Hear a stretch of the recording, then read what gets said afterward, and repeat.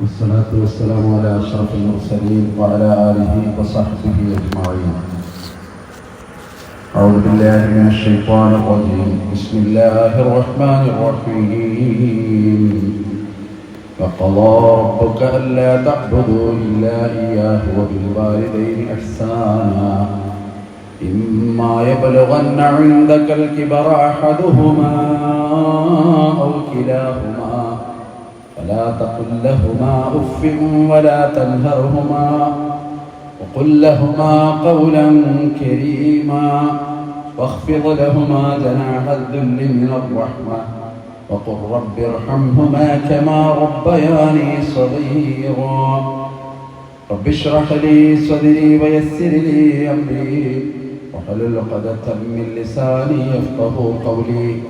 إن أريد إلا الإصلاح ما استطعت وما توفيقي إلا بالله عليه توكلت وإليه أنيب.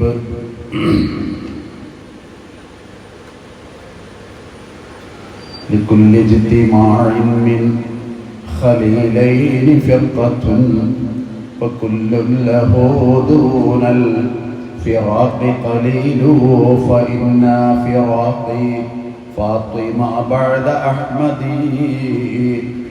دليل على ألا يدوم خليل. ബഹുമാനപ്പെട്ട അധ്യക്ഷൻ, ബഹുമാനായ സുഹൃത്ത് അസ്ലം കല്ലൂർ സാഹിബ് അവർ, വേദിയിലെ ഒരുപാട് വിശിഷ്ട വ്യക്തിത്വങ്ങളെ, പ്രിയങ്കരരായ ഈ പ്രദേശത്തെ നല്ലവരായ സഹോദരന്മാരെ, സഹോദരികളെ, അല്ലാഹുവിൻ്റെ അപാരമായ അനുഗ്രഹത്താൽ പയ്യോളി മണ്ഡലത്തിൽ നമ്മുടെ ഈ കൂട്ടായ്മ ബഹുമാന്യനായ മടവൂർ സാഹിബിൻ്റെ ഉദ്ഘാടനത്തോടുകൂടി ആരംഭിച്ച് അതിൻ്റെ അവസാന ഭാഗത്തേക്ക് നീങ്ങുന്നു. അല്ലാഹു ഈ കൂട്ടായ്മ കബൂൽ ചെയ്ത് അനുഗ്രഹിക്കുമാറാകട്ടെ.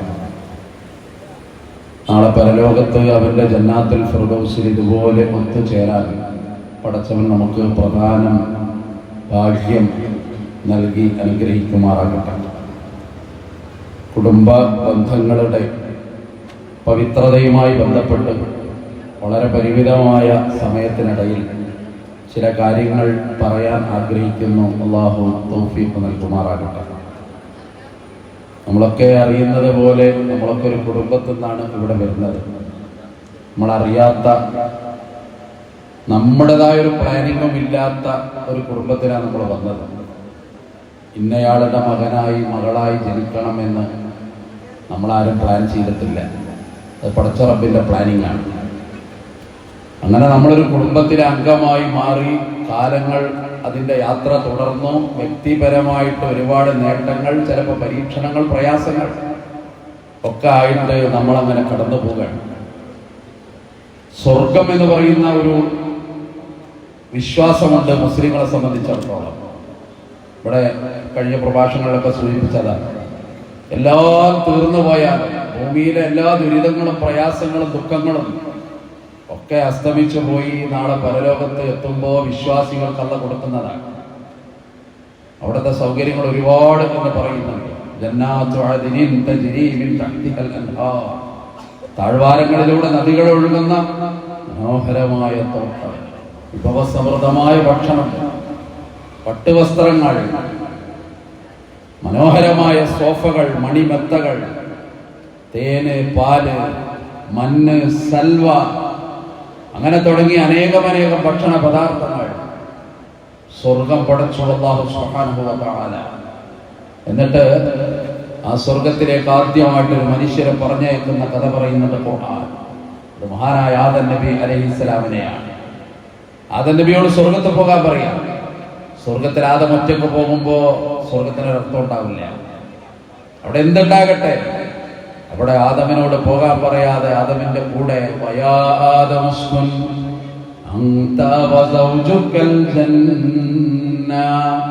ആദമേ, നീയും നിന്റെ ഇണയും സ്വർഗത്തിൽ പോയി പാർക്കുക.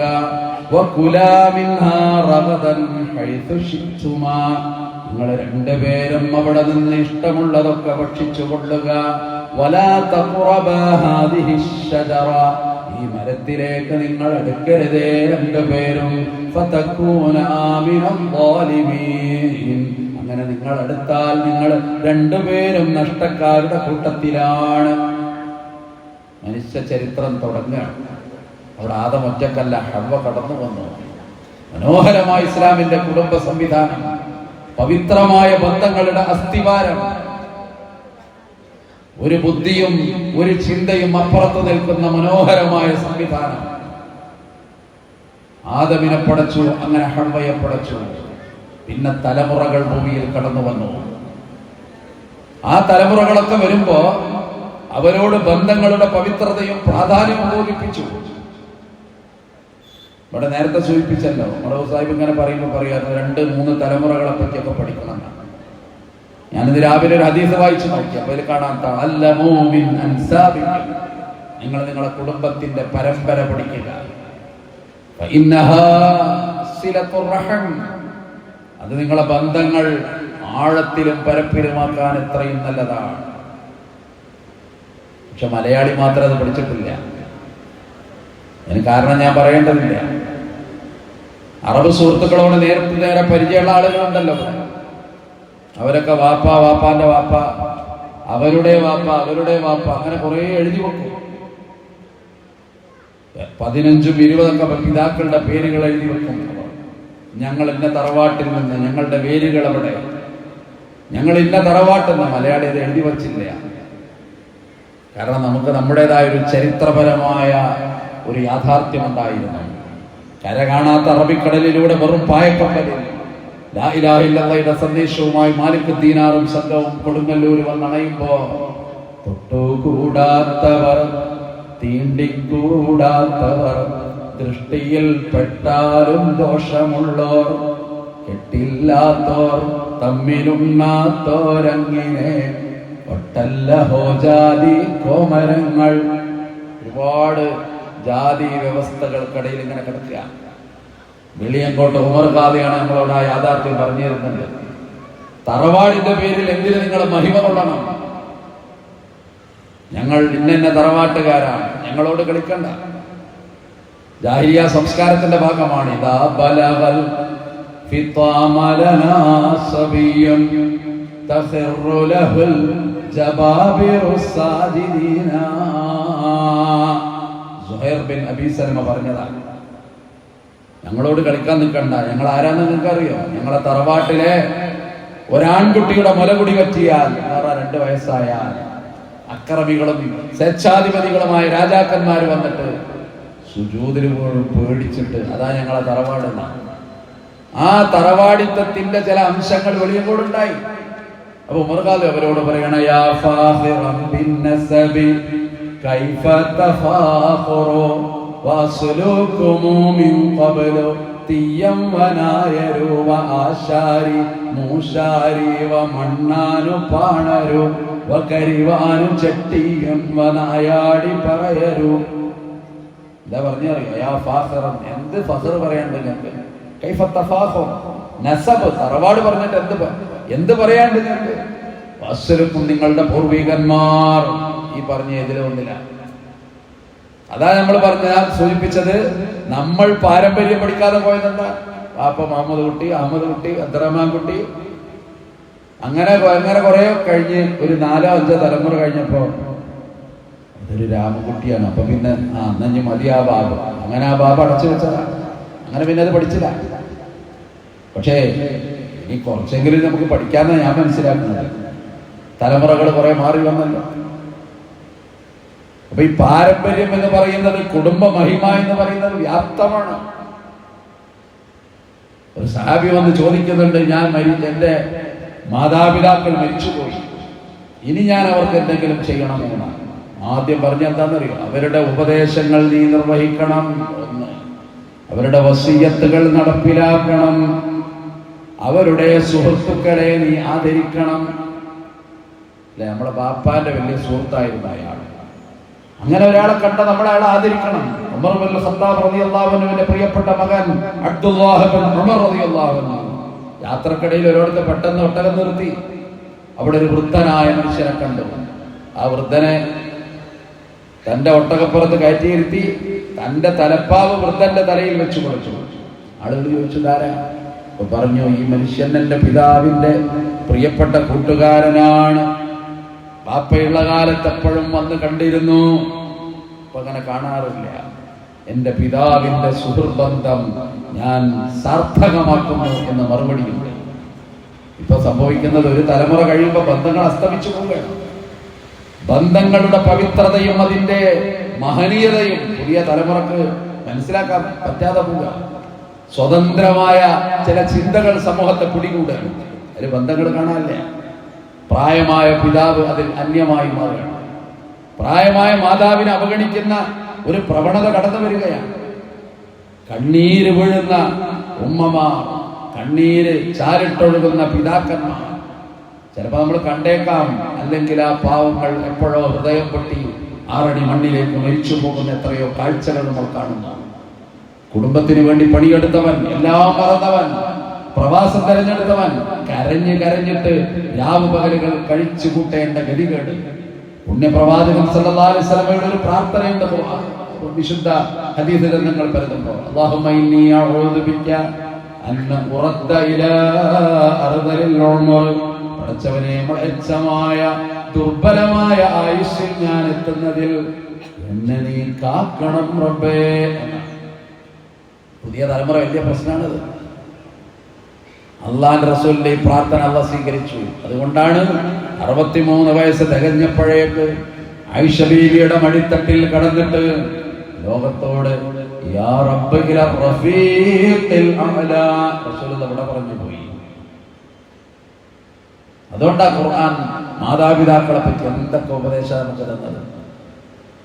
വഖളാ റബ്ബുക, നിന്റെ രക്ഷിതാവ് വിധിച്ചു എന്നാ പറഞ്ഞത്. അള്ളാനെ മാത്രം ആരാധിക്കണം, മാതാപിതാക്കൾക്ക് നന്മ ചെയ്യണം. വാർദ്ധക്യം ബാധിച്ച 2 പേരോ ഒരാളോ നിന്റെ വീട്ടിലുണ്ടെങ്കിൽ മാന്യമായിട്ട് സംസാരിക്കണം, നല്ല വാക്ക് പറയണം, അവരെ പ്രയാസപ്പെടുത്തരുത്. കരുണയുടെ ചിറക് നീ അവർക്ക് താഴ്ത്തിക്കൊടുക്കണം. ജീവിതത്തിൽ എന്തൊക്കെ ചെയ്താലും പകരം നിൽക്കൂലോ. അത്ര കൂടുതൽ മാതാപിതാക്കൾ മക്കൾക്ക് വേണ്ടി ചെയ്തതാണ്. അതുകൊണ്ടൊരു ദുആ, റബ്ബിർഹംഹുമാ കമാ റബ്ബയാനി സഗീറാ. പടച്ചവനെ, എൻ്റെ മാതാപിതാക്കൾക്ക് നീ കരുണ ചൊരിയണം. ചെറുപ്പത്തിൽ അവരെന്നോട് കരുണ ചൊരിഞ്ഞവരാണ്. അതുകൊണ്ട് റബ്ബേ, അവർക്ക് കരുണ ചൊരിയണം. നിനക്കായി അവർ ക്ലേശങ്ങൾ എന്തു സഹിച്ചതാ, അതുപോലെ തന്നെ അവരെന്ത് ദുഃഖം തിന്നതാ. നീ രോഗിയായാൽ നൊമ്പരം അവർക്കുള്ളതാ, കരയാത്ത കണ്ണും കരകവിഞ്ഞൊഴുകുന്നതാ. അവർക്കുള്ള നെഞ്ചകം എത്ത പോൽ വിരിച്ചിട്ടതാ. നീ എത്ര കാലം അതിൽ കിടന്ന് സുഖിച്ചതാ. കാണേണ്ട സമയം തെറ്റിയാൽ ക്ഷമയറ്റതാ. ഹബ്സിലകപ്പെട്ട പോൽ അവർ ആകുന്നതാ. നേരം തെറ്റുമ്പോഴേക്ക് ഉത്കണ്ഠയുള്ള ഉമ്മ, എവിടെ എൻ്റെ മകൻ? പോയത് ബൈക്കിലാണ്, റബ്ബേ എത്തുന്നില്ലല്ലോ. അസ്വസ്ഥമായ ഒരുപാട് ചിന്തകൾ മനസ്സിനെ മതിക്കാൻ തുടങ്ങുന്ന എത്ര മനുഷ്യന്മാർ. അങ്ങനൊക്കെ കാലം എല്ലാവർക്കും കടന്നുപോയില്ലേ? ഇത് മനുഷ്യനെ ഓർക്കണം എന്നാണ് സൂചിപ്പിക്കുന്നത്. ആ കാരുണ്യം മനുഷ്യൻ ഓർക്കണം. അത് ഓർക്കുമ്പോ അവരോട് മാന്യമായി പെരുമാറാൻ, അവർക്ക് വേണ്ടി അള്ളാഹിനോട് കൈ ഉയർത്തി ദുആ ചെയ്യാൻ, റബ്ബേ നീ അവർക്ക് കരുണ ചൊരിഞ്ഞു കൊടുക്കണമേ. വീട്ടിലെ സ്വസ്ഥത ഉണ്ടാകണം, ബന്ധങ്ങൾ പവിത്രമാകണം, സമാധാനം ഉണ്ടാകണം. അല്ലേ? വീടിന് കുറേ അറബ് പദങ്ങളുണ്ട്, നമുക്കൊക്കെ അറിയുന്നതാണ്. സദസ്സെന്ന് ഒരാൾ പറയും, ഒരു വാക്ക് പറയും, വീടിന്റെ ഒരു അറബ് വാക്ക് പറയും. ആരെങ്കിലും പറയണം, അല്ലാതെ ക്ലാസ് മുന്നോട്ട് പോകില്ല. ഞങ്ങളിങ്ങനെ ഒരു ക്ലാസ് കഴിഞ്ഞ് തളർന്ന് ഇരിക്കുകയാണ്. എന്താണ് ഖൈമ? ടെന്റ് എന്നാണ് അതായത് ഖൈമയാണ്. ഖൈമ അറബികൾ ഉപയോഗിക്കുന്ന വാക്കാണ്. ഓക്കെ, ഖൈമ ഞാൻ പ്രതീക്ഷിച്ചിട്ടില്ല. നമ്മളെ പ്രതീക്ഷക്ക് അപ്പുറത്താണ് സദസ്സ്. വേറെ വാക്ക് പറയും, നമുക്ക് അറിയുന്ന വാക്കുകളൊക്കെ പറയും. ബൈത്ത് ബൈത്ത് ബാത്ത യബീത്തു എന്നാണ്, രാത്രി പാർത്തു എന്നാണ് ഇതിന്റെ അർത്ഥം. രാപ്പാർത്തുന്ന ഇടം എന്നാണ് ബൈത്തിന്റെ അർത്ഥം. പദ്യത്തിന് ബൈത്ത് എന്ന് പറയും, സാന്ത്വനം എന്ന അർത്ഥമാണ്. വീട്ടിൽ സാന്ത്വനം കിട്ടും. പിന്നെ ബൈത്തായി ഹൈമയായി, പിന്നെ മസ്കൻ, ഖുർആൻ പറഞ്ഞാൽ മസ്കൻ, സമാധാനം ഉണ്ടാകണം അല്ലേ? ഒക്കെ ഉണ്ടോ അല്ലേ എന്ന് നമ്മൾ ആത്മാർത്ഥമായിട്ട് പരിശോധിക്കേണ്ട സംഗതിയാണ്. വീട്ടിലെത്തുമ്പോ അല്ലെ ചില വാപ്പാര് പറയുന്നതാണ് വരണ്ടീതിലും കിട്ടുന്നത്. ചില വാക്കുകൾ അങ്ങനെയാണ്. വേറെ വാക്കുകളുണ്ടല്ലോ വീടിന്. വേറെ ഡാറ് എന്നുള്ളൊരു വാക്കുണ്ട്. ഡാറ് എതോറു എന്ന് പറഞ്ഞാൽ കറങ്ങി എന്നാണ്. ഒരു മനുഷ്യന്റെ ജീവിതം മുഴുവൻ ഒരു വീട്ടിൽ കടന്നു കറങ്ങണം. എന്തിനാ വിദേശത്ത് പോയത്? പേരുടെ കടം തീർക്കാനാണ് അല്ലേ? ഇതൊക്കെ കഴിഞ്ഞ് ഇടയ്ക്ക് ഒരു 2 മാസത്തിന് വന്നാല് അപ്പൊ ഭാര്യ പറയുന്ന ഒരു റൂമും കൂടി അങ്ങോട്ട് എടുക്കണം എന്നാ. പിന്നെ അത് കെട്ടിത്തിരിയാം. പിന്നെ ഗേറ്റിന്റെ നിറം കൂട്ടുക, വീതി കൂട്ടുക, അങ്ങനെ അങ്ങനെ പോവുക മനുഷ്യൻ. ധാറയതുപോലെ പഠിച്ചവന്റെ അനുഗ്രഹം ഇട്ടതും അതിന്റെ ഇടയിൽ ഇത് മറന്നുകൊണ്ട കുടുംബനാഥനൊരു മാരകമായ രോഗമുണ്ട് എന്നറിയുന്ന ഒരു ദിവസം അള്ളാഹു കാത്തുരക്ഷിക്കുമാറാകട്ടെ. അന്ന് നമ്മൾ പറയും ഇനി പേരെ പെയിന്റ് അടിക്കൂല.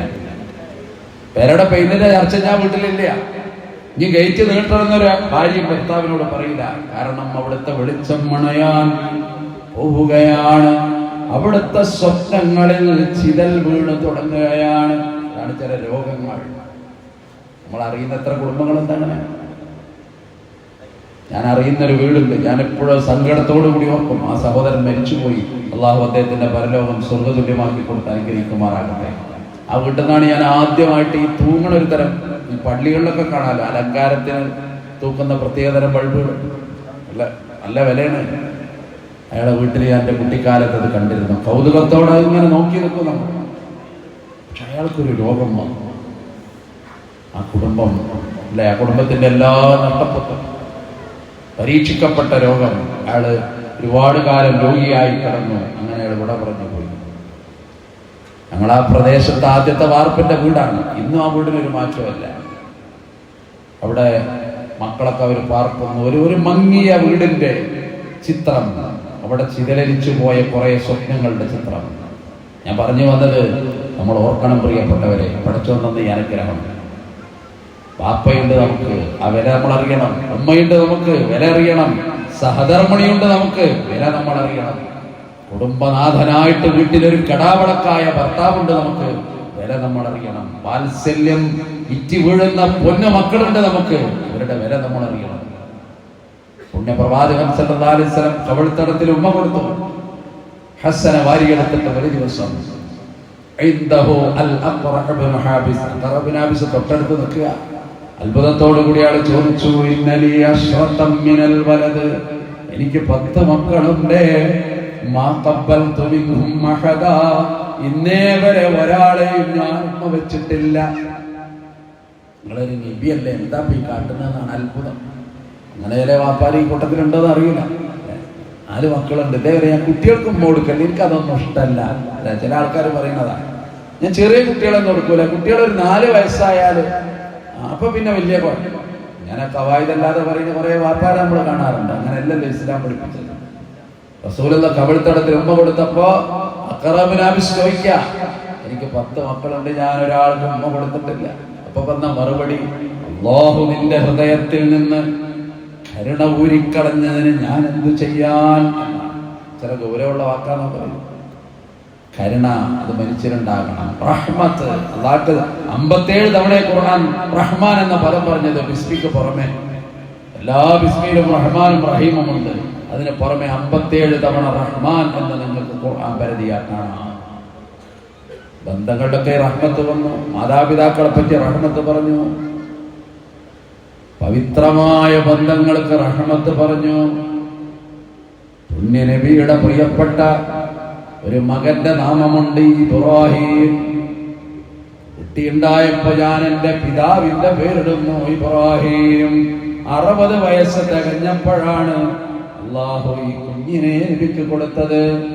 അതിനു മുമ്പ് ആൺമക്കളുണ്ട്. ഒന്ന് ഖാസിം, മറ്റൊന്ന് അബ്ദുള്ള. അവരൊക്കെ കുഞ്ഞുനാളിൽ വിട പറഞ്ഞു പോയി. പിന്നെ ഖദീജയിൽ നിന്ന് അല്ലാഹു കൊടുത്ത സമ്മാനങ്ങളൊക്കെ പെൺമക്കളാണ്. അതിലെ ഫാത്തിമയുണ്ട്, അതിലെ സൈനബുണ്ട്, അതിലെ റുഖിയയുണ്ട്, അതിലെ ഉമ്മ കുൽസൂമുണ്ട്. അതൊക്കെ ആൺകുട്ടികളില്ല. അപ്പൊ നബിനെ ആളുകൾ കളിയാക്കിയിരുന്നു, മുഹമ്മദ് അബ്തർ, മുഹമ്മദ് വാലറ്റവനാണ് അല്ലെ. നമ്മളെ നാട്ടിൽ ഒരു കാലത്ത് അങ്ങനെ ഉണ്ടായിരുന്നു, ഇപ്പൊ ഒക്കെ നിർത്തിയ ആൾക്കാർ. കാരണം പെൺകുട്ടികളാകുമ്പോ ഒറ്റ പെരിയിലുണ്ട്, സമാധാനം ഉണ്ട്. ആൺകുട്ടികളാകുമ്പോ ഹോട്ടലിൽ തുറക്കണത് 12 മണിക്കാണ്. ഞാൻ പെരിന്തൽമണ്ണ അടുത്ത് താമസിക്കുന്ന ആളാണ്. അവിടെ ഒരു കട ഉണ്ട്, പരസ്യം തരാൻ വന്നതല്ല കേട്ടോ. 12 മണിക്കാണ് ദമ്മ് പൊട്ടിക്കുക, രാത്രി 12 മണിക്ക്. നമ്മളെ ചെക്കന്മാരും കുട്ടികളൊക്കെ പാടിങ്ങനെ നോക്കി നിൽക്കുക. കാലം പോയ പോക്കാലേക്കാണ്. വീട്ടിൽ നിന്ന് എപ്പോഴാ ഇറങ്ങുക? രാത്രി ഇറങ്ങും. എന്നിട്ടോ പുലരാൻ കാലത്ത് വീടാണ്, പകലോ കടന്നുറങ്ങും. ഏതായി കൾച്ചർ? നമുക്ക് പരിചയമുണ്ടോ? നേരത്തെ ഉറങ്ങണം, നേരത്തെ എഴുന്നേൽക്കണം. സഹാബത്ത് പറയുന്നു, അവരെ പറ്റി ഖുർആൻ പറയുന്നു,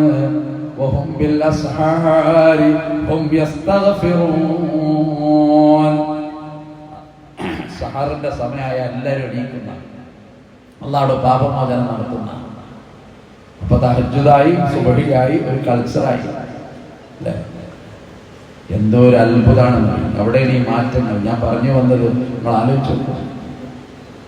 അതുകൊണ്ട് മക്കളോടുള്ള സ്നേഹം അതങ്ങോട്ട് കൊടുക്കണം. നബി അത് കൊടുത്തു. ആ പവിത്രത തിരിഞ്ഞു. മക്കൾക്കിടയിൽ വിവേചനം ഉണ്ടാകരുത് പഠിപ്പിച്ചു. അതൊക്കെ വലിയ പ്രശ്നമാണ് അല്ലേ? ഏട്ടനുണ്ട്, അഞ്ചനുണ്ട്, അഞ്ചന്റെ അഞ്ചനുണ്ട് പെരിയില്. വാപ്പാക്ക് ഏറ്റവും ഇഷ്ടം ആരോടാന്നറിയും? നല്ല ജോലി, നല്ല ശമ്പളം വാപ്പാക്ക് ഇടക്കിടക്ക് ഇങ്ങനെ കൊടുക്കണം. അത് മനുഷ്യന്റെ ഒരു വികാരമാണ് കേട്ടോ. അവനോട് മാത്രമല്ല, അവന്റെ മക്കളോട് പ്രത്യേക സ്നേഹം, മറ്റവർക്ക് അത്ര സ്നേഹമില്ല. ആ അവഗണന ഇത് ഇസ്ലാം ഒരിക്കലും അനുവദിച്ചിട്ടില്ല. നുഅ്മാൻ ഇബ്നു ബശീർ റളിയല്ലാഹു അൻഹു പറയുന്നുണ്ട്, ഞാൻ എൻ്റെ വാപ്പ എൻ്റെ കൈ പിടിച്ചൊക്കെ നബിയുടെ അടുത്ത് പോവുകയാണ്. എന്നിട്ട് വാപ്പ പറയണ നബിയോട്, യാ റസൂലല്ലാഹ്, ഇതെന്റെ മകനാണ്, നുഅ്മാനാണ്. ഇവന് ഞാൻ ഈത്തപ്പനത്തോട്ടം ദാനം നൽകിയിട്ടുണ്ട്, അവനത് സ്വീകരിക്കുകയും ചെയ്തിട്ടുണ്ട്. നിങ്ങളോട് പറയാൻ വന്നതാണ്. തിരിച്ചൊരു ചോദ്യമുണ്ട്, എല്ലാ മക്കൾക്കും ഇങ്ങനെ കൊടുത്തിട്ടുണ്ടോ? ഇല്ല എന്നാണ് മറുപടി. അപ്പൊ ഒരു മറുപടി എന്താണെന്നറിയോ? മക്കൾക്കിടയിൽ നീ നീതി കാണിക്കണം. മക്കൾക്കിടയിൽ അന്യായം നീ നടത്തുന്നതിന് അല്ലാഹുവിന് മുമ്പിൽ സാക്ഷി പറയാൻ ഞാൻ ഒരുക്കമല്ല. അതുകൊണ്ട് മക്കളോട് നീ നീതി പുലർത്തണം. അങ്ങനല്ലേ ചില മക്കൾ വാപ്പാനെ സോപ്പിട്ട്, എന്നിട്ട് വാപ്പാനെ കൊണ്ട് നിങ്ങൾ ഇവിടെ നിന്ന് ഒപ്പിട്ടാണ്, ഇവിടെ നിന്ന് ഒപ്പിട്ടാണ്, ഇവിടെ നിന്ന് ഒപ്പിട്ടാണ് എന്നൊക്കെ പറഞ്ഞ ആ സാധുവിനെ കൊണ്ട് ആസ്പത്രിയിൽ നിന്ന് ഒപ്പിടിച്ച് അവസാനം വാപ്പ മരിച്ച് സ്വത്ത് വിഭജനം ചെയ്യണ സമയത്ത് ആ തോട്ടത്തിന്റെ എങ്ങനെയെന്ന് പറയുമ്പോഴാണ് ഇവൻ പറയുന്നത്, അത് വാപ്പ എനിക്ക് തന്നല്ലോ, ആധാരമൊക്കെ എന്റെ പേരിലാണ്. അതാ ഇപ്പൊ ബാക്കി കുടുംബങ്ങൾ ഞെട്ടിപ്പോയി. അപ്പോഴാണ് ആരോ പറഞ്ഞത്, എന്തോ ഒരു കടലാസിലോ വാപ്പാനെ കൊണ്ട് അന്ന് ഒപ്പിടിച്ചിരുന്ന. ഇവൻ എന്റെ അച്ഛനെ പോയിട്ടെന്താ, ഇവൻ എന്ത് പ്രസിഡന്റായിട്ടല്ല, ഒരു രക്ഷയില്ലട്ടോ, അപകടമാണ്. അതാണ് പുണ്യ പ്രവാചകൻ സല്ലല്ലാഹു അലൈഹി വസല്ലം പറയുന്നത്, മക്കൾക്കിടയിൽ നിങ്ങൾ നീതി കാണിക്കണം. അല്ലെ, വിഷമം, പ്രയാസം, ദുഃഖം, ആദ്യം വ്യാധിയൊക്കെ ഉണ്ടെങ്കിലേ അതിന്റെ സാന്ത്വനാണ് ഈ കുടുംബം എന്ന് പറഞ്ഞത്. അത് മനസ്സിലായിക്കോ. ഞാൻ നേരത്തെ പറഞ്ഞല്ലോ, വാക്ക് നല്ല വാക്കാക്കണം, ഒരാശ്വാസമുള്ള വാക്ക് കൊടുക്കണം കുടുംബത്തിൽ എപ്പോഴും. നമ്മൾ കുടുംബിനെ പറ്റി റസൂൽ പറഞ്ഞൊരു വാക്കുണ്ട്, നോക്കുമ്പോഴേക്ക് സന്തോഷം, മൊഴിയുമ്പോൾ അതിലേറെ സന്തോഷം. ഇതാ നദർത ഇലൈഹാ സറത്ക എന്ന, നീ അവളെ നോക്കിയാലും നിനക്ക് അവളെ ആനന്ദം പ്രദാനം ചെയ്യണം. എന്തൊരു ആനന്ദമുള്ള കുടുംബമായിരിക്കും. പണ്ടൊരു പെണ്ണ് വീണിട്ട് ചുണ്ടുമ്മ മുറിയാണെന്നും പറഞ്ഞിട്ട് അവളെ ഭർത്താവ് ആശുപത്രി കൊണ്ടുപോയി. അപ്പൊ ഡോക്ടർ ആ ലെൻസൊക്കെ വെച്ച് ഇങ്ങനെ നോക്കിയിട്ട് ഭർത്താവിനെ വിളിച്ച് പറഞ്ഞു, നിങ്ങളൊന്ന് ഒപ്പിടണം തരുമോ, എന്റെ 4 തുണ്ട് തിന്നണം, സ്റ്റിച്ച് ഇടണം, കാരണം മുറി ഓവറായി പറയും. ചുണ്ടിന്റെ ഇവിടെയും ഇതിനൊക്കെ അവാക മുറിയാണ്, അതൊന്ന് തുന്നി പിടിപ്പിച്ച് കോലം കെട്ടിയില്ലെങ്കിൽ ഇടങ്ങാറാവും. അതുകൊണ്ട് ഒപ്പിടണം എന്ന് പറഞ്ഞപ്പോ ഈ പഴയ ഡോക്ടർ ചെവിയിൽ പറഞ്ഞു, ഡോക്ടറെ പറ്റിയാണ് ഈ 2 ചുണ്ടും കൂടെ കൂട്ടി തിന്നാൻ പറ്റുമോ എന്ന് ചോദിച്ചൊരു കഥ. കഥയുടെ ചില പെരിയുടെ അവസ്ഥ അതാണ്. എന്താ ആരോടാ പറയേണ്ടതെന്ന് അറിയില്ല, അങ്ങനെ പറയാണ്. അതുകൊണ്ട് ഖുർആനിൽ ഒരു വാക്കുണ്ട്, ഖൂലൂ ഖൗലൻ സദീദ, മാന്യമായ വാക്കുകൾ പറയണം. യുസ്ലിഹ് ലക്കും അഅ്മാലക്കും, അത് നിങ്ങളെ പ്രവർത്തനം നന്നാക്കും. നല്ല വാക്ക് നല്ല പ്രവൃത്തി ഉണ്ടാക്കി തരും. വയഗ്ഫിറുലക്കും ദുനൂബക്കും, നിങ്ങളെ പാപങ്ങൾ പുറത്തു തരും. ഖുർആൻ പറയുന്നുണ്ടല്ലോ. സ്വർഗത്തെ പറ്റി ഖുർആൻ ഒരുപാട് പറഞ്ഞിട്ട് പിന്നെ പറയുന്ന ഒരു വാക്ക് എന്താണെന്നറിയോ? വഹുദൂ ഇലൽ ഖൗലി ത്വയ്യിബ് വഹുദൂ, അങ്ങനെ അവർ ചേർക്കപ്പെട്ടു ഏറ്റവും നല്ല വാക്ക് പറയുന്നിടത്തേക്ക്. അതാണ് സ്വർഗം. നല്ല വാക്കേ അവിടെ പറയുള്ളൂ. ഞാനിങ്ങനെ ആലോചിക്കും, നമ്മുടെ കുടുംബത്തിലെ നല്ല വാക്കുകൾ മാത്രമുള്ള ഒരു സംവിധാനം വന്ന് നോക്കൂ, എന്തൊരു ആനന്ദവും പവിത്രതയും അവിടെ വന്നു. അവിടെ നല്ല വാക്കേ പറയുള്ളൂ, മാന്യമായിട്ടേ സംസാരിക്കുള്ളൂ, ആദരവ് ബഹുമാനം എല്ലാ അർത്ഥത്തിലും നല്ല വാക്ക്. ചീത്തയുടെ പ്രശ്നമല്ല, ആരോടും ദേഷ്യപ്പെടേണ്ട പ്രശ്നമല്ല. എന്തൊരു ആനന്ദാണത്. സ്വർഗത്തിന് അങ്ങനെയല്ല പറഞ്ഞത്, ലാ യസ്മഊന ഫീഹാ ലഗ്വൻ വലാ തഗ്ഫീമാ, അവിടെ ഒരു കുറ്റപ്പെടുത്തൽ നിങ്ങൾക്ക് കേൾക്കാനാവുകയില്ല. ഒരാളെ കുറ്റപ്പെടുത്തുന്നില്ല. സ്വർഗം നമ്മളെ വീട്ടിൽ പണിതൂടെ നമുക്ക് അങ്ങനെയാണെങ്കിൽ എത്ര രസമായിരിക്കും. കുറ്റപ്പെടുത്തലില്ല. ഉപദേശിക്കുമ്പോൾ പോലും ശ്രദ്ധിക്കട്ടോ. പുണ്യപ്രവാചകൻ സല്ലല്ലാഹു അലൈഹി വസല്ലം അബ്ദുല്ലാഹ് ഇബ്നു ഉമർ എന്ന് പറയുന്ന ഉമർ റളിയല്ലാഹു അൻഹുവിന്റെ മകനെ ഒരിക്കൽ ഉപദേശിച്ചത് എങ്ങനെയെന്നറിയോ? നിഅമ അബ്ദുല്ലാഹ്, അബ്ദുള്ള എത്ര നല്ല മനുഷ്യനാണ്. രാത്രി നിസ്കാരം കൂടി ഉണ്ടായിരുന്നെങ്കിൽ അബ്ദുള്ള എത്ര നല്ല മനുഷ്യനാണ്. ആ വാക്ക് അബ്ദുള്ളയുടെ മനസ്സിൽ ചെലുത്തി. അദ്ദേഹം പിന്നെ പറയാ, മരണം വരെ പിന്നെ ഞാൻ ആ നിസ്കാരം ഒഴിവാക്കൂല. തഹജ്ജുദ്, രാത്രി നിസ്കാരം. ഇവിടെ ശൈലി അതാണ്. നമ്മളെ ഉപദേശം അങ്ങനെയല്ല. എന്താണ് രാത്രി നിസ്കരിക്കാത്തത്? അതുകൊണ്ടൊന്നും ആളെ കിട്ടൂല. പുതിയ മക്കളെ പ്രത്യേകിച്ച് ശ്രദ്ധിച്ചോളുന്നു. ഒരു മോട്ടിവേഷൻ നമ്മൾ കുട്ടികൾക്ക് കൊടുക്കണമില്ല. 10 A+ കിട്ടിയാൽ ചെക്കങ്ങനെ പാഞ്ഞി വരികയാണ് ആ കടലാസ് കൊടുത്തിട്ട് കഫീന്ന്. SLCക്ക് 10 A+ എന്നാണ്. ഓനെ 10 A+ എന്നാണ്. ഒരുപാട് സ്വപ്നം ഉണ്ടായിരുന്നു ആ കുട്ടിക്കുണ്ട. നമ്മളതൊക്കെ അങ്ങോട്ട് തട്ടി തകർത്തിട്ട് ഉമ്മാന്റെ ഒരു ഡയലോഗ് ഉണ്ടാകുന്നില്ല. ഇവിടെ എന്നാ കോഴിക്കോട് അടച്ചാൽ, കോഴിക്കോട് അടക്കാൻ ആളില്ലായിട്ട് ബേജാറായി നിൽക്കുക. ഈ കുട്ടിക്ക് എന്ത് മോട്ടിവേഷനായി നമ്മൾ കൊടുത്തത്? ഒന്നും കൊടുക്കാറില്ലല്ലോ. ഒരു നല്ല വാക്ക് പറഞ്ഞു. റസൂലുള്ളാഹി പറഞ്ഞിട്ടില്ലേ? ഹയ്യാക്കുമുല്ലാഹ് എന്ന് പ്രവാചകൻ പറഞ്ഞിട്ടില്ലേ? പിന്നെ അഭിനന്ദിച്ചുകൊണ്ട് പറഞ്ഞിട്ടില്ലേ? ഒരു നല്ല കാര്യം ചെയ്താൽ അത് ഭാര്യയാകട്ടെ ഭർത്താവാകട്ടെ ഒരു നല്ല വാക്ക് നമ്മൾ അങ്ങോട്ടും ഇങ്ങോട്ടും പറയണം. ഒരു മോട്ടിവേഷൻ, ഒരു പ്രചോദനം, അതില്ലാതെ പോകുന്ന ഒരു പുതിയ കാലമാണ്. ഒരു നല്ല വാക്ക് നമുക്ക് പറയാൻ വയ്യ. ഒരാളോട് നമ്മൾ പറയില്ല. എന്നാലോ അയാൾ അസാന്നിധ്യത്തിൽ നമ്മൾ പറയാൻ തുടങ്ങും, അവള് കുഴപ്പമുണ്ടാകുന്നില്ല. ഞാനിങ്ങനെ ആലോചിക്കും, ഞാനൊരു 10, 25, 30 കൊല്ലം മുമ്പ് ഒരു മദ്രസയിലെ പള്ളിയിൽ നിന്ന് ചെയ്തൊരു കാലം. അവിടുത്തെ ഒരു പ്രസിഡന്റ് ഉണ്ട്. അള്ളാഹു അദ്ദേഹത്തിന്റെ ഖബറിടം സ്വർഗമാക്കി കൊടുക്കട്ടെ. നമ്മളിപ്പോൾ ദുആ ചെയ്യാറില്ല. അദ്ദേഹം പറയാണ്, ഞാൻ അവിടെ നിൽക്കുന്ന ഒരു കാലമുണ്ട്. ആ കാലത്ത് ഈ എന്താ പറയാ സർഗമേളക്ക് കുട്ടികളെ കൊണ്ടുപോകും. അങ്ങനെ ഒരിക്കൽ കുട്ടികളെ കൊണ്ടുപോയിട്ട് ഒരു 3 ഫസ്റ്റൊക്കെ ആയിട്ട് ഞാൻ അങ്ങനെ വന്നു. അപ്പോ ഞാൻ വിചാരിച്ചത് ഉഷാറായി, നല്ല അഭിപ്രായം പറയും, മനുഷ്യനാണ്. അപ്പൊ പ്രസിഡന്റ് പറഞ്ഞ എന്താ, 3 ഫസ്റ്റുള്ളൂ. അബൂബക്കർ ഉസ്താദ് 5 ഫസ്റ്റും പിന്നെ 2 സ്റ്റേറ്റും കിട്ടിയതാണ്. അതോടുകൂടി ഇല്ല കാറ്റും പോയി. ഒരു നല്ല വാക്ക് പ്രതീക്ഷിക്കാൻ നമുക്ക് നിർവാഹമില്ലാതെ പോവുകയാണ്. അങ്ങനെ 1.5 കൊല്ലം 2 കൊല്ലം ഞാൻ അവിടെ നിന്നു. ഞാൻ പിന്നെ അവിടെ നിന്ന് പോന്നു. കുറച്ചും കൂടി എനിക്ക് അവിടെ വേണമെങ്കിൽ നിൽക്കാമായിരുന്നു. ഞാൻ നിന്നില്ല, ഞാൻ പോന്നു. അവിടെ ഒരാളെ വേണമെന്ന് പറഞ്ഞിട്ട് ഞാൻ തന്നെ ഒരാളെ അവിടെ നിശ്ചയിച്ചു കൊടുത്തു, ഒരാളാക്കി എൻ്റെ ഒരു സുഹൃത്തിനെ. അപ്പോ അയാള് പിന്നെ എന്നെ 2 ആഴ്ച കഴിഞ്ഞ് കണ്ടപ്പോ എന്നോട് പറഞ്ഞത്, പൊന്നാര ചങ്ങായി, എൻ്റെ മധുര കേട്ടിട്ട് ഞാൻ മടങ്ങി അവിടെയാണ്. എന്തേ ഇടക്കിടക്ക് മൂപ്പര് പ്രസിഡന്റ് വന്നിട്ട് പറയും, ഇവിടെ സുലൈമാ ഉസ്താദ് ഉള്ള അന്ന് എന്തായിരുന്നു ഉഷാറ്. സുലൈമാ ഉസ്താദ് ഉള്ള അന്ന് കുട്ടികളൊക്കെ അങ്ങനെ ലൈന് നിർത്തും, അസംബ്ലി നടത്തും, പ്രതിജ്ഞ നടത്തും, അങ്ങനെ സ്വാതന്ത്ര്യദിനത്തിനൊക്കെ മൂപ്പര് ഒരു പ്രസംഗമുണ്ട് ഇവിടെ എന്നൊക്കെ പറഞ്ഞിട്ട് ഇവനോട് ഇങ്ങനെ പറയും. ഞാനാകെ തരിച്ചുപോയി വന്നത്. ഇതാണ് മനുഷ്യന്റെ സ്വഭാവം. നമ്മളൊരു നല്ല വാക്ക്, അതാണ് നമുക്ക് പറ്റിയൊരു ഫാൾട്ട്. അതുകൊണ്ടല്ലേ നമ്മളെ മക്കൾ ഈ ഗെയിമിൽ വല്ലാതെ അഡിക്ഷനായത്. ഈ മക്കൾ കളിക്കണ ഗെയിം ഒന്ന് വെറുതെ എത്തി വെക്കാൻ മതി. കാരണം ഒരുത്തരം വെടിവെക്കുമ്പോ കാണാൻ ഒരു സാധനം ഇങ്ങനെ തിരിഞ്ഞു മറിഞ്ഞ് 2 ഇതൊക്കെ ഇങ്ങനെ വരുമ്പോ കുട്ടിക്കൊരു മോട്ടിവേഷൻ കിട്ടി. പെരുകുന്നില്ല കേട്ടോ, കുട്ടിക്കൊരു ആനന്ദം കിട്ടി, ഒരു പ്രചോദനം കിട്ടി. ആ പ്രചോദനമുള്ളിടത്തേക്ക് നമ്മളെ മക്കൾ പോയി. അതാണ് പുതിയ കാലത്ത് നമുക്ക് സംഭവിച്ച ഒരുപാട് അപജയങ്ങളിൽപ്പെട്ട ചിലത്. അതുകൊണ്ട് പ്രിയപ്പെട്ടവരെ, ഞാൻ പറഞ്ഞു വന്നത് നല്ല വാക്ക് പറയണം. അതുകൊണ്ടാണ് വഹയിന്റെ ആദ്യത്തെ ഒരു രാത്രി ഉണ്ടല്ലോ, ഓടി വരിക, സമ്മിലൂനി ഖദീജ, എന്നെ ഒന്ന് പുതപ്പെട്ട് മൂടണേ ഖദീജ.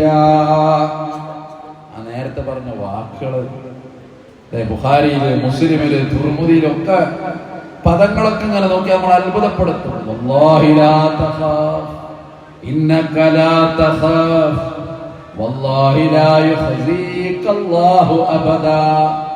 അല്ലാഹു ഒരിക്കലും നിങ്ങളെ കൈവിടൂല. ഖദീജ ബീവി പറയാ. എന്നിട്ട് പിന്നെ പറഞ്ഞ എന്താ?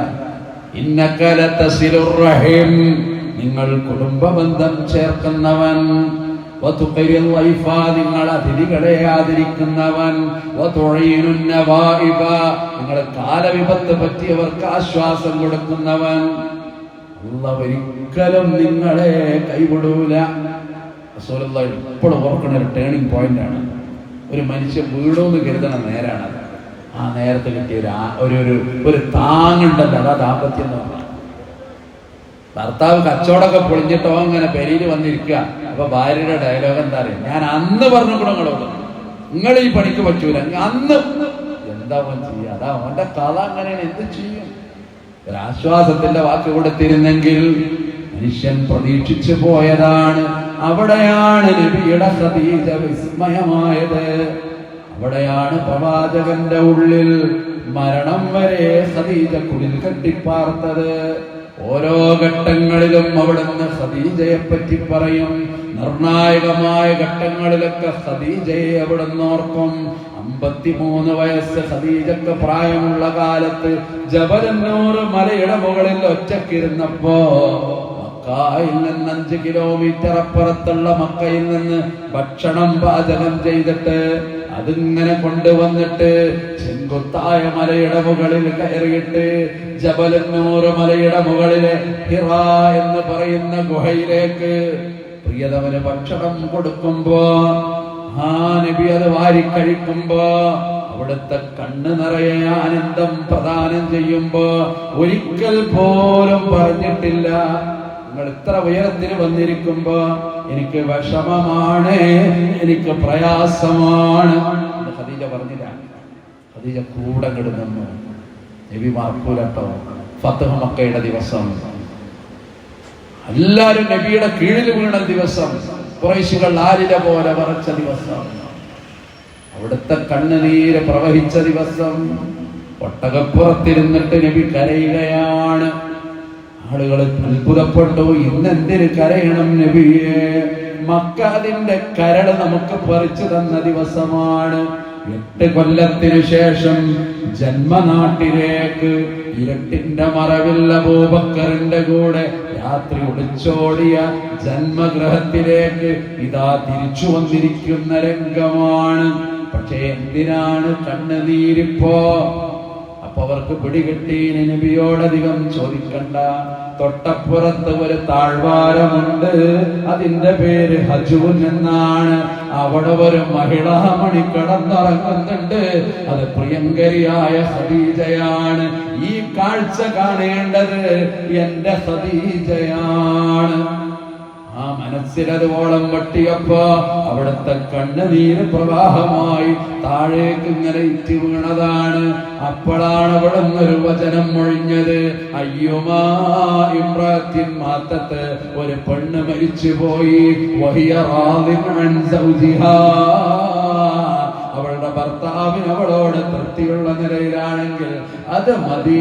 ദഖലത്തിൽ ജന്ന, അവൾ സ്വർഗത്തിലാണ്. കരൾച്ചോരയാണ് ഹദീസ്. നമ്മളത് എത്ര ഹദീസ് വായിച്ചത്? നബിയുടെ ജീവിതമാണ് പറയുന്നത്. ഒരു പെണ്ണ് മരിച്ചു, അവളുടെ ഭർത്താവിന് അവളോട് ഇഷ്ടമാണ്. ആ നിലയിലാണ് ആ പെണ്ണ് മരിച്ചു പോയതെങ്കിൽ അവൾ സ്വർഗത്തിലാണ്. ഖദീജ, ജിബ്രീൽ നിന്നോട് സലാം പറഞ്ഞിട്ടുണ്ട് എന്റെ ഖദീജ. എത്രയോ സന്ദർഭങ്ങളിൽ ഞാൻ നീട്ടിപ്പരത്തി പറയല്ല. എന്താ കുടുംബം? അതാണ് ഇവിടെ മനസ്സിലാണ്. എന്താണ് അതൊരു പവിത്രത? ഒരു മനുഷ്യൻ വീണ നേരത്തെ, തകരുന്ന നേരത്തെ അല്ലെ, ആശ്വാസത്തിന്റെ വാക്ക്, താങ്ങ്, പിൻബലം. തിരിച്ചു അങ്ങനെ ആവണം. ഇതൊരു ഭാഗം മാത്രമല്ല. അതുകൊണ്ട് ഈ ബന്ധങ്ങൾ അതെപ്പോഴും പവിത്രമാകണം. അതുകൊണ്ടാണ് നേരത്തെ ഞാൻ ഭാര്യയെ പറ്റി പറഞ്ഞു. ഭർത്താവിനും അങ്ങനെ തന്നെ. ചില്ലറ കടപ്പാടൊന്നുമല്ല, ചെറുതൊന്നുമല്ല. ഇടക്കിടക്ക് ഇങ്ങനെ ആക്ഷേപിക്കുക, കുറ്റം പറയുക, ആ സ്വഭാവം ഒഴിവാക്കണം. മക്കളെ മുമ്പിൽ വെച്ചിട്ടാണ് ചില വാപ്പാര് പറയാറുള്ളത്. എൻ്റെ അമ്മാനെ കല്യാണം കഴിച്ചതിന് ശേഷമാണ് ഞാൻ അങ്ങനെ ആയത്. ഞാൻ പണ്ട് വലിയ കവിയായിരുന്നു. എൻ്റെ അമ്മക്ക് കവിതയൊന്നും അറിയില്ല. അത് കാരണം ഞാൻ എന്ത് കവി, അങ്ങനത് പറയാൻ പാടില്ല. ഞാൻ അങ്ങനെ ആണെങ്കിൽ തന്നെ പറയാൻ പാടില്ല. മക്കൾക്ക് കൊടുക്കുന്ന ഒരു സന്ദേശമുണ്ട്, ശ്രദ്ധിക്കണത്. ചില ഉമ്മാര് കാണാം വാപ്പ എൻ്റെ തന്ത വരുന്നുണ്ടോ നോക്കുന്നത്. അങ്ങനെയൊന്നും പറയാൻ പാടില്ല. തന്ത തമിഴ്നാട്ടിൽ നല്ല വാക്കാട്ടോ, മലയാളത്തിൽ നല്ല വാക്കല്ല. തന്തയി എന്ന് പറഞ്ഞാൽ അത് വല്ല നല്ല വാക്കാം തമിഴന്മാർക്ക്. നമുക്കത് അത്ര നല്ല വാക്കല്ല. അത് ശ്രദ്ധിക്കേണ്ടതാണ്. ആയിഷ ബീവി അതാ പറയുന്നത്, തലവേദന ഒരു ദിവസം ഉണ്ടായില്ല, എല്ലാ തലവേദന. അന്ന് രാത്രിയിൽ കിടന്നു നബിയുടെ കൂടെ. രാത്രി ഞെട്ടി ഉണർന്നപ്പോൾ നബിയെ കാണാനില്ല. ആകെ അതില് കോപം വരികയാണ്. എന്താ ചെയ്യാന്നറിയില്ല. എവിടുക്കാൻ നബി പോയി? കാരണം ബഹുഭാരിത്തണ്ടല്ലേ പ്രവാചകൻ. വേറെ എവിടെയെങ്കിലും പോയോന്നൊരു തെറ്റിദ്ധാരണ. രാത്രി പെട്ടെന്ന് വീടിന്റെ പുറത്തേക്ക് ഇറങ്ങിയപ്പോ തൊട്ടപ്പുറത്ത് ബഖീഅ ഖബർസ്ഥാനിൽ നിന്ന് ഒരു തേങ്ങൽ, ഇന്നമാ അന ശഹീദ് വ ഇന്നന്നാസ കുല്ലുഹും ഇഖ്വതി. ഈ രാത്രി സാക്ഷി മനുഷ്യന്മാർ, ഏകോദര സഹോദരന്മാർ. ഖബറാളികൾക്ക് ദുആ ചെയ്യാൻ വേണ്ടി രാത്രി എണീറ്റ് പോയി. പിന്നെങ്ങനെ വരിക നബി? ആയിഷ ഓടിപ്പോയി അവിടെ കിടന്നു. എന്തൊക്കെയോ ചിന്തകൾ വന്നു മനസ്സിൽ. നബി വന്നപ്പോ ആയിഷ ഉണർന്നിരിക്കുന്നത് കണ്ടപ്പം പറയാണ് നബി ആയിഷയോട്, ആയിഷ എനിക്ക് തലവേദന തോന്നുന്നുണ്ട് ആയിഷ. ആയിഷ ഞെട്ടിപ്പോയി. തലവേദനയെ കുറിച്ച് പറയാൻ കാത്തിരുന്നതാണ് നബിയോട്. അപ്പൊ നബി ഇങ്ങോട്ട് പറയാൻ പറയും, നബി എനിക്കും തലവേദന ഉണ്ട്. അപ്പൊ നബി പറയുന്നൊരു വാക്കുണ്ട്. ആയിഷ പിന്നെ പറയുന്നുണ്ട്, തലവേദനക്ക് അപ്പ പോയി എന്നാണ്. എന്താ പറഞ്ഞ? ലൗമുക്തി ഖബലി, ആയിഷ നീ എന്തിന് ഭയപ്പെടണം? ലൗമുക്തി ഖബലി, എനിക്ക് മുമ്പെങ്ങാനും നീ മരിച്ചാൽ ലഗസൽതുകി, നിന്നെ ഞാൻ കുളിപ്പിക്കും ആയിഷ. വദഫൻതുകി, ഞാൻ തന്നെ കഫൻ ചെയ്യും ആയിഷ. വദഫൻതുകി, ഞാൻ തന്നെ നിന്നെ മറവ് ചെയ്യും ആയിഷ. ആ വാക്കിൽ ഞാനങ്ങോട്ട് ഉരുകി. എൻ്റെ എല്ലാം അതിൽ പോയി, എല്ലാ വേദനയും പോയി. അതാണ് സാന്ത്വനം എന്ന് പറയുന്നത്. സമാധാനം എന്ന് പറഞ്ഞതാണ്. ചില ഭാര്യമാര് ഭർത്താക്കന്മാരോട് തലവേദനിക്കുന്നുണ്ട് എന്ന് പറഞ്ഞാൽ നമ്മൾ രണ്ട് ചാട്ടാണ്. എന്നും അനക്കൊരു തലവേദന കൽപ്പിച്ചുട്ടി ഉണ്ടാക്കിയ മാതിരി നമ്മളെ വർത്താനം. ഏതെങ്കിലും ഒരു ഗുളിക കാട്ടിയിട്ട് അവള് പറയേണ്ടത് ഇത് നോക്കി നിങ്ങളെ എക്സ്പീരി കഴിഞ്ഞാലും വേണ്ട, എല്ലാവരും വേണ്ട, അങ്ങോട്ട് 2-3 എടുത്ത് കുടിച്ചൂട് എന്നൊക്കെ പറയുന്ന അങ്ങനെ ഉണ്ടാകാൻ പാടില്ല. അവിടെയാണ് ദുആ. ഭാര്യക്ക് വേണ്ടി ദുആ, ഭർത്താവിന് വേണ്ടി ദുആ. നിങ്ങളുടെ മലക്കുകൾ നിങ്ങൾക്ക് പ്രാർത്ഥിക്കുന്ന നേരം എന്ന് പറഞ്ഞ് എണ്ണിയിൽ കാണാം. എണ്ണിയിടത്ത് അസാന്നിധ്യത്തിൽ നിങ്ങൾ നിങ്ങളുടെ പ്രിയപ്പെട്ടവർക്ക് വേണ്ടി നടത്തുന്ന ദുആ, ആ ദുആയോടൊപ്പം മലക്കുകൾ ആമീൻ ചൊല്ലുന്നു. ആ മലക്കുകൾ നിങ്ങൾക്ക് വേണ്ടിയും പ്രാർത്ഥിക്കുന്നു. ഈ ദാമ്പത്യത്തിൽ ഉണ്ടാകണം, പരസ്പരം പ്രാർത്ഥനകൾ ഉണ്ടാകണം. അല്ലെങ്കിൽ ജീവിതത്തിന് എന്തർത്ഥമുള്ളത്? എൻ്റെ പ്രിയപ്പെട്ടവന്, എൻ്റെ പ്രിയപ്പെട്ടവൾക്ക് ഉള്ളിലാ മോഹം, അത് ഖിയാമം വരെ. അതുകൊണ്ടാണ് സ്വർഗത്തെ പറ്റി പറഞ്ഞ് ഞാൻ തുടങ്ങി. സ്വർഗത്തെ പറ്റി പറഞ്ഞ നിർത്തുക. അവിടെ പറയുന്ന ഒരു വാക്കുണ്ട്, ഇന്നാ സ്വഹാബൽ ജന്നത്തിൽ യൗമ ഫീ ശുഗ്ലിൻ ഫാകിഹൂൻ ഹും വഅസ്വാജുഹും ഫീ ളിലാലിൻ അലൽ അറായികി മുത്തകിഊൻ. ഇണകൾ സോഫകളിൽ ചാരിയിട്ട് ഇങ്ങനെ ഇരിക്കുക സ്വർഗത്തിൽ. ഇപ്പൊ ചില ആൾക്കാർ പറയും, പഠിച്ചോനെ ഇവിടുന്നോ അങ്ങനെ 4-5 കുട്ടികളായിട്ട് ഇടങ്ങാറായിട്ട് ചങ്ങായിയുടെ കൂടെ അങ്ങനെ ലൈഫ്. അവിടെയും തന്നെ അല്ലേ?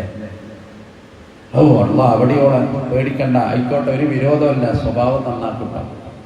അവിടെ എത്തുമ്പോ അള്ളാഹ് നമ്മളെ സ്വഭാവം നന്നാക്കും. ഖുർആൻ പറയുന്നുണ്ട്,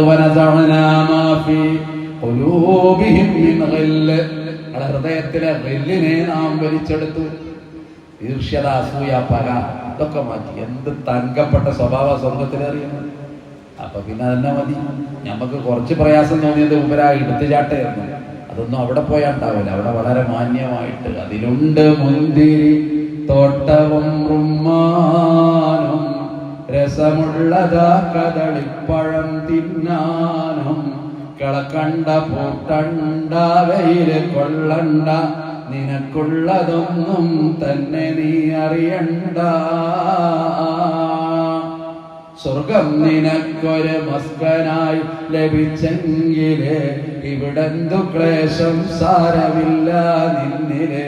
ആരൊക്കെ നിന്നെ ദരിദ്രനായി കണ്ടെങ്കിലും കോടീശ്വരൻ നീ തന്നെ എക്കാലത്തിലും. മരണം നിനക്കില്ലാതതിൽ കഴിയുന്നതാ, മനസ്സെപ്പോഴും സന്തോഷമാൽ തിങ്ങുന്നതാ.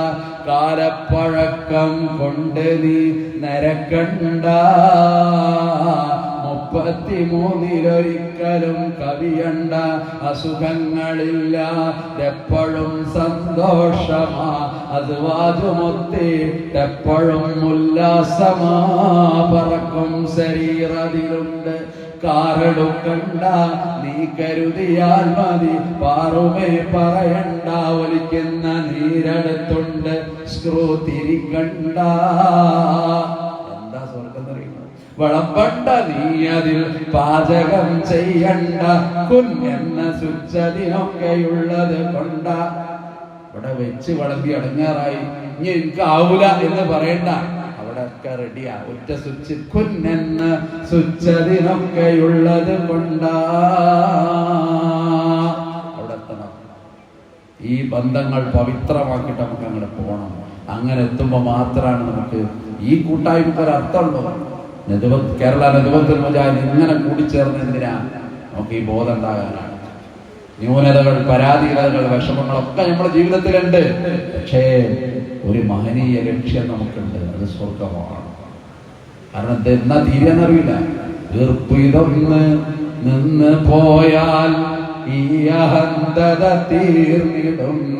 പെരിയവൻ തന്നുള്ള റൂഹവൻ തന്നെ കൊണ്ട് പോയിടും. നടന്ന് നടന്ന് നടന്ന് നമ്മള് ഖബറിലെത്തിച്ചേർന്നിടും. നാള് പൊഴിയും തോറും നമ്മുടെ ആയുസ്സെണ്ണം കുറഞ്ഞിടും. നല്ല വാക്ക് പറയാം, പവിത്രാക്ക. പണ്ടൊരു പെണ്ണ് ഇടങ്ങാറായിട്ട് സൈക്കോളജിസ്റ്റിന്റെ അടുത്ത് പോയി പറഞ്ഞു, എന്റെ ഭർത്താവിനെ കൊണ്ട് ഞാൻ മലങ്ങിക്കണം, കുറ്റം പറഞ്ഞു എടുത്തണം. തരാണ്ട അങ്ങനെയല്ലേ, ചായ ഉണ്ടാക്കിയ കുറ്റം, ചായ ഉണ്ടാക്കിയില്ല, എന്തിനാ ഈ നേരത്തെ ഒരു ചായ. ചില ഭാര്യമാരും അങ്ങനെയാണ്, മരുവിയായിട്ട് ഇങ്ങനെ ഇരിക്കും, നിങ്ങൾക്ക് ഒരു ചായ എടുക്കല്ലേ എന്നില്ല. അപ്പൊ വലിയ കമ്പത്തിൽ ആയിക്കോട്ടെ, ഒരു ചായ ആയിക്കോട്ടെ. പിന്നെ ഒരു അരമണിക്കൂർ കഴിഞ്ഞിട്ട് 4 പറഞ്ഞ് നമ്മൾ ചായ വരുന്നതാണ്. അപ്പൊ ഓട് വന്ന് പറയും, ഏതായാലും ഇപ്പൊ നിമിഷം കൊടുക്കാനാ, ഇനിയിപ്പോ ചോറ് തിന്നല്ലേ. ചോറ് തിന്ന. അങ്ങനെ പോണ എത്രയോ ജീവിതങ്ങളുണ്ട്. പോട്ടെ, അതൊക്കെ അതിന്റെ ഒരു ഭാഗമാണ്. ഞാൻ പറഞ്ഞു വന്നത് ഈ കുറ്റം പറിച്ചു തന്നെ. അപ്പൊ ഇവിടെ ഒരു മനഃശാസ്ത്രജ്ഞന്റെ അടുത്ത് പോയി, അയാളോട് പറഞ്ഞു, അല്ല എന്റെ ഭർത്താവിനെ അല്ലാതെ കുറ്റം പറയും, എന്താ ചെയ്യാന്ന്. അപ്പൊ അയാൾ പറഞ്ഞു, ഭർത്താവിന് ഇഷ്ടമുള്ള ഭക്ഷണം മൂപ്പര് വരുമ്പോ ഉണ്ടാക്കി കൊടുത്താൽ മതി. അപ്പൊ പോലെ ഇങ്ങനെ ആലോചിച്ചപ്പോ എന്ത് ഭക്ഷണമാണ് ഇഷ്ടം? അപ്പൊ ഓർമ്മയാ, മാങ്ങ നല്ല ഇഷ്ടം. കോമാങ്ങ അങ്ങനെ വെട്ടിക്കൊടുത്താലേ അതിങ്ങനെ തിന്നുന്നത് കണ്ടാൽ തന്നെ അന്തമിടും. ഗ്രഹണി പിടിച്ച കുട്ടികൾ ജയിലിൽ നിന്ന് ഇറങ്ങി വന്ന മാതിരി കുടിയാപ്പളങ്ങനെ തിന്നുന്നത് കൊടുക്കുന്ന നല്ല ഓർമ്മ. അപ്പൊ ഇവിടെ എന്ത് ചെയ്തു അറിയും, വരുമ്പോ തന്നെ 2 കിലോ മാങ്ങ വാങ്ങിയിട്ട് കഷ്ണം വെട്ടി ജ്യൂസൊക്കെ, കഷ്ണം വെട്ടിയ തോലൊക്കെ കളഞ്ഞാൽ വൃത്തിയായിട്ട് അതൊക്കെ ഒരു കരയട്ടം. ഒരു പാത്രത്തിലൊരു വിരുന്നുകാരന് വെച്ചു കൊടുക്കുമ്പോഴേ വളരെ സിസ്റ്റമാറ്റിക്കായിട്ട് വെച്ചു കൊടുക്കണം ആ കഷ്ണങ്ങളൊക്കെ. അല്ലാതെ 4, 3, 10 കഷ്ണാക്കി വെട്ടിയിട്ട് ഒരു കോലല്ലാതെ ഒന്നും ഒരു വിരുന്നുകാരന് ഭക്ഷണം കൊടുക്കരുത്. ഏതായാലും ഞാൻ പറഞ്ഞു വന്നതുപോലെ ഇവിടെ ഭക്ഷണം കൊടുത്തു. ഇയാൾക്ക് ഇഷ്ടമായി. ഇയാൾ മാങ്ങ അങ്ങനെ തിന്നിട്ട് ഒരു 1.5 മാങ്ങ 1.5 കിലോ പള്ളിയിലായപ്പോൾ ഇവിടെ എന്ത് പണിയെ കാട്ടി, എനിക്കത് ജ്യൂസ് അടിച്ചുകൂടാ. ജ്യൂസ് അടിക്കാൻ പറ്റിയ മാങ്ങയായിരുന്നു, വല്ലാത്തൊരു സാധനം. അല്ലെങ്കിലും ഇങ്ങനെ തന്നെ ഇല്ലേന്നാ. അതോടുകൂടി അവൾക്ക് ആകെ ടെൻഷനായി.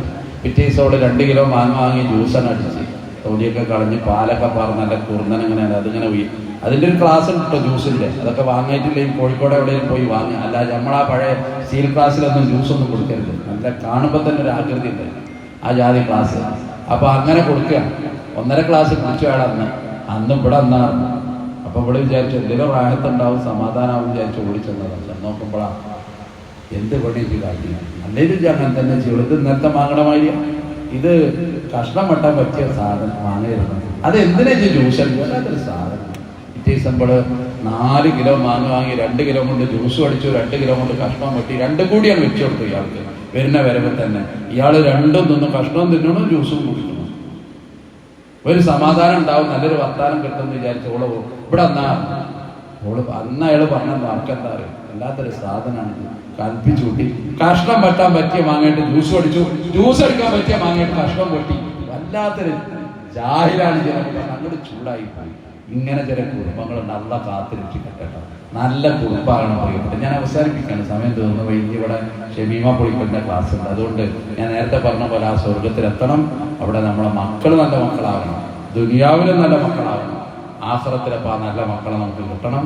കുടുംബ സംസ്കാരം ഉണ്ടാകണം, നല്ല നിസ്കാരം, നല്ല ഖുർആൻ പാരായണം കേട്ട് നമ്മുടെ ജീവിതം മുന്നോട്ട് പോകണം. റബ്ബുൽ ഇസ്സത്ത് നല്ല കുടുംബ സംവിധാനത്തിൽ ജീവിക്കാൻ നമുക്ക് തൗഫീഖ് നൽകി അനുഗ്രഹിക്കുമാറാകട്ടെ. മക്കളെ കൊണ്ട് ഹൃദയത്തിന് കുളിരും സമാധാനവും പകരുന്ന നല്ല കുടുംബം തന്നെ അല്ലാഹു നമ്മൾ അനുഗ്രഹിക്കുമാറാകട്ടെ. റബ്ബനാ ഹബ് ലനാ മിൻ അസ്വാജിനാ വദുർരിയാതിനാ ഖുറത അയുൻ വജഅൽനാ ലിൽ മുത്തഖീന ഇമാമാ വആഖിറു ദഅവാനാ അൽഹംദുലില്ലാഹി റബ്ബിൽ ആലമീൻ. അസ്സലാമു അലൈക്കും വറഹ്മത്തുള്ളാഹി